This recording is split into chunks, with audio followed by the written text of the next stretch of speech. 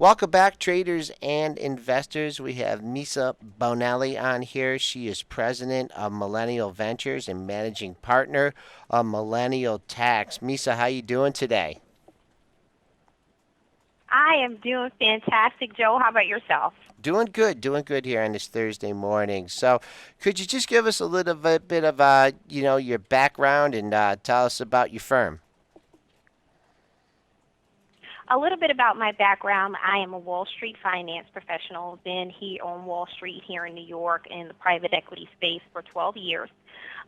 Successful serialpreneur, built 3 businesses, sold 2. Millennial Tax is my baby, though. I teach solopreneurs and home-based businesses how to grow their business through tax savings. Millennial Tax is a 360 tax management and strategic business planning firm for solopreneurs and home-based businesses exclusively. And so we do business taxes, we do personal income taxes, including estate tax returns, we do sales tax and payroll tax. And then we have another specialized division, Fifth Avenue Associates, which specializes in IRS representation for high net worth and ultra high net worth individuals. Okay, so it's everyone just paid their And their first quarter estimates now, and maybe they're licking their wounds from their big tax bill last year. Maybe a little bit unhappy with their accountant. What criteria should people use when evaluating their accountant? Well, it's interesting that you brought that up, Joel, because right now we're at the halftime mark.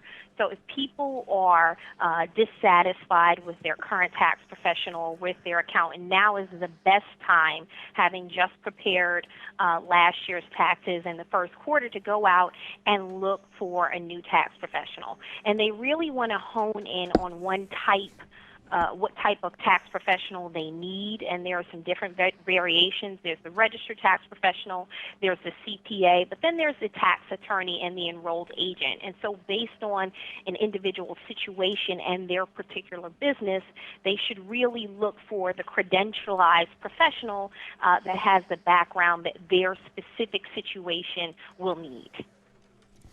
And with all the new software and everything out there, I mean, is it do you recommend people? I guess it all depends on how complicated your taxes and all your deductions and everything.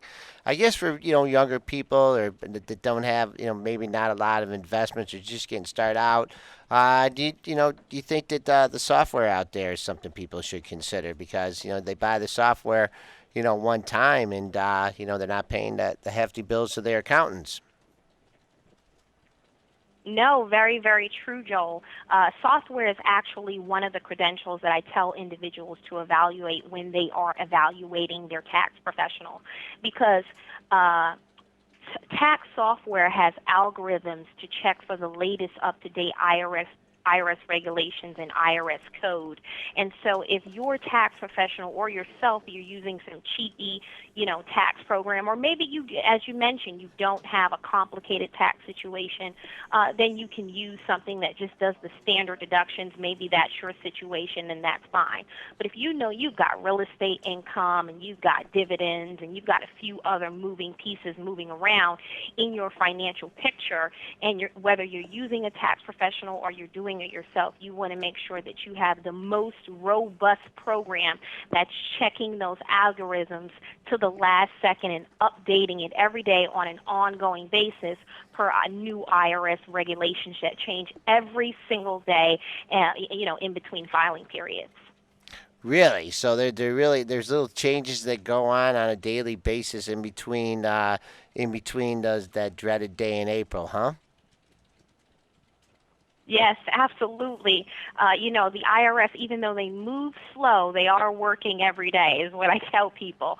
And so when they release those new regulations and those new codes, those come out, and then the integrated tax software is supposed to upgrade them in a very timely fashion to make sure that even when it estimates what you're supposed to pay, it has the latest up-to-date information. So you really want to go with the robust software if you're not already using that and a tax professional.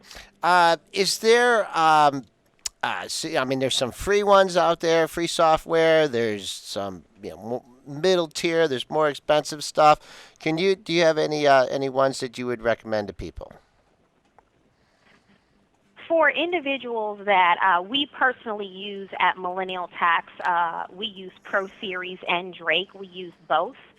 We like them. We know that they are integrated with the IRS. They actually correspond with the IRS very closely in terms of creating their software with regard to the latest updates. So we like both of those for professionals. We use them in-house ourselves. And for the individual that is just doing their taxes themselves, maybe they're a millennial, maybe they're just starting out, maybe they don't have very much investments, we have in the past recommended individuals to use TurboTax. Other than that, we've never used anything else or endorsed any other product.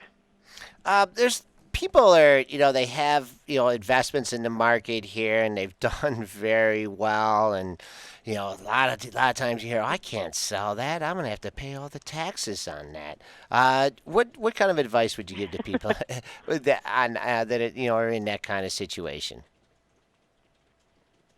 Well, again, depending on a person's situation, whether they're an entrepreneur or an employee, or how they're, structured and how they earn their income, or their total income, they definitely want to make sure that they're maximizing in the retirement space. I mean, entrepreneurs in some plans can put away up to $50,000 per year and can structure assets in a way such that that money is continually going in. Employees can put up to 5,500. They definitely get a break if they're not participating in their employer's plan. So they want to maximize retirement to the max that they can, and look at innovative ways, sit down with their tax professional and their financial planner and figure out innovative ways of how to shift asset classes to see if it will work better for them, so they don't have to pay Uncle Sam such a huge heap of money in one asset class and lose in another. Okay, and do you see any kind of uh, changes in the tax? I mean, major changes coming in, like the federal tax rate coming up on the horizon, or in between elections here, you think we're just gonna be sitting still? I think with regard, we just had a major shift in the tax bill with regard to the health care, and I think we're still ironing out the wrinkles of that. And over the next coming years, we're going to be putting some starch on it to make sure it's really wrinkle free. So entrepreneurs as well as employees need to continue to look at that and to see how it's going to affect their taxes going forward, depending on what side of the fence that they are. I think things are going to stay pretty stable throughout the election year. No one wants to wrinkle any feathers. Obviously, it's going to be talked about more and more. But I think we all have to be a little bit realistic and know that entrepreneurs are the individuals that make money. They are the individuals that are going to bear the brunt of any increase in taxes if that should come up. And so they should continue to plan with their tax professional and their financial advisor for the worst situation, but hope for the best. Okay, GGB in the chat room here says, who makes all the changes in the IRS rules, and is this a subcommittee? Do they, who does it? Is it a group of people or one individual, or how do they come about with these changes? Well, everyday people and individuals do influence the tax code. I mean, it's not just a bunch of individuals sitting down in Washington making the tax rules. And everyday individuals do have the opportunity to influence IRS legislation through their Congress and all of their municipal city officials about what means most to them based on their city, their state, and obviously in our federal government. So you do have an opportunity to influence.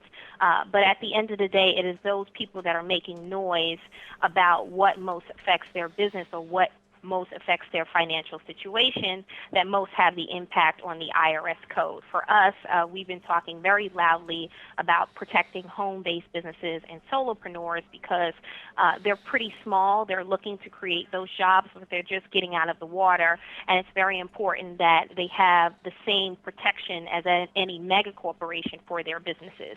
So everyone influences the IRS code and tax regulation. Okay, and we have a lot of our traders and people in the chat room, perhaps wanting to utilize the home office deduction.